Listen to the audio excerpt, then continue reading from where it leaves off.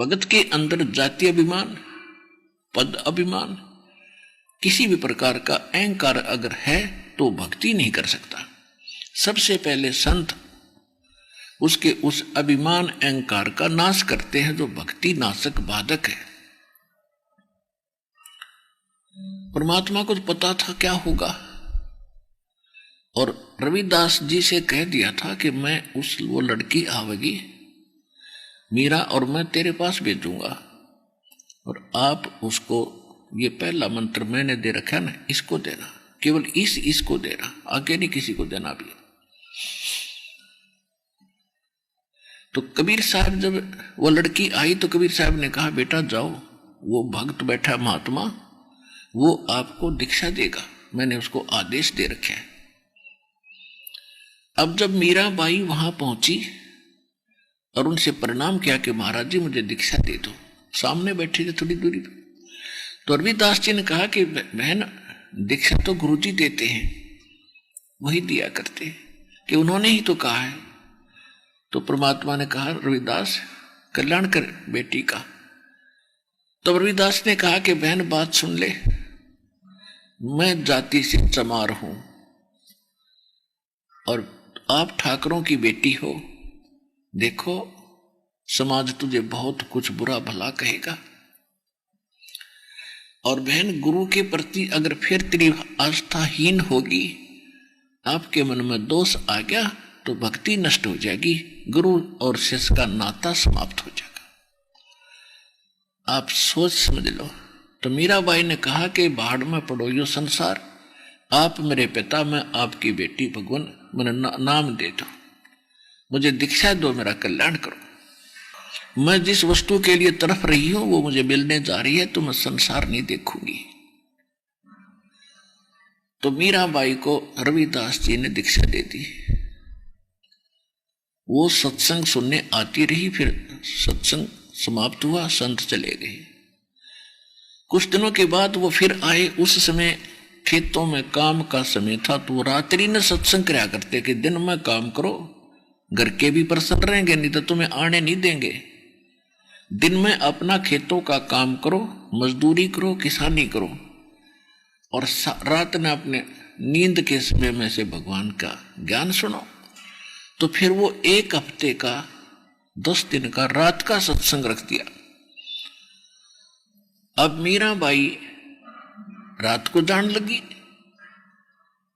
अब इस बात का उसके देव राजा को बड़ा दुख हुआ कि अभी पहले तो दिन में जाया करती मंदिर में, अब रात में जावा सत्संग में, या तो बात बिगाड़ेगी, इज्जत का नाश करेगी, और कित मुंह दिखावाएंगे, कहां मुंह दिखाएंगे, कहीं गड़बड़ होगी तय।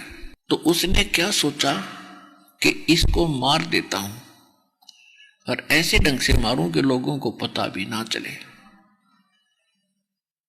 तो उसने क्या तरीका अपनाया, उसने अपने लड़के का जन्मदिन मनाना चाहा और उसमें सभी रिश्तेदारों को इकट्ठा किया। उधर से एक सपेरे से कहा कि कैसा सर्प ला दे